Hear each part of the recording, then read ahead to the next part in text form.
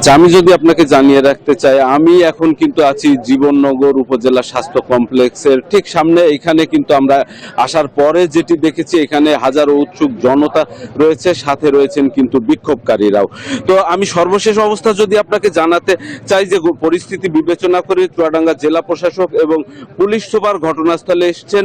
তারা কিন্তু স্থানীয় নেতাকর্মীদের সাথে কথা বলেছেন এবং এই ঘটনার সুষ্ঠু তদন্তের আশ্বাস দিয়েছেন এবং একই সাথে তারা নিহতের মরদেহ, মানে শামসুজ্জামান ডাবলুর মরদেহ চুয়াডাঙ্গা মর্গে নেয়ার জন্য উদ্যোগ গ্রহণ করেছেন। এই সময় কিন্তু তাদের সাথে ছিলেন চুয়াডাঙ্গা জেলা বিএনপির সভাপতি মাহমুদ হাসান খান, সাধারণ সম্পাদক শরীফুজ্জামান। তারাও কিন্তু নেতাকর্মীদেরকে আশ্বস্ত করেছেন যে ডাবলুর মৃত্যুর ঘটনায় যে পরিস্থিতিই হোক না কেন, তারা সঠিক বিচার আদায় করে আনবেন এবং প্রকৃত দোষী যারা আছে তাদেরকে বিচারের আওতায় আনার জন্য যা যা করার দরকার সেই সব পদক্ষেপের সাথে তারা কিন্তু সংযুক্ত থাকবেন।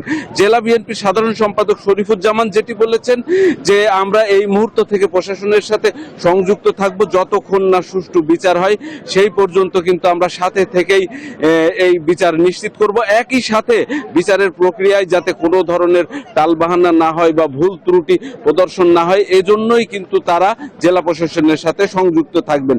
তারা যেটি বলেছেন যে নেতাকর্মীরা যেন সেই পর্যন্ত শান্ত থাকেন। নেতাকর্মীরা শান্ত থাকলেই কেবল তারা কিন্তু তাদের যে দাবি, প্রকৃত যে দাবি, যে ন্যায় বিচার, সেটি কিন্তু প্রতিষ্ঠা করতে সামর্থ্য হবে। অন্যদিকে পুলিশ সুপার এবং জেলা প্রশাসকও কিন্তু স্থানীয় জনতাকে এবং বিএনপি নেতাকর্মীকে আশ্বস্ত করেছেন যে তারা এই বিচারের ক্ষেত্রে কোনো রকম পক্ষপাতিত্ব মেনে নেবেন না এবং তারা ন্যায় বিচারের আশ্বাস দিয়েছেন। তো এই ছিল চুয়াডাঙ্গার জীবননগর থেকে আমার কাছে সবশেষ খবর। ফিরছি স্টুডিওতে।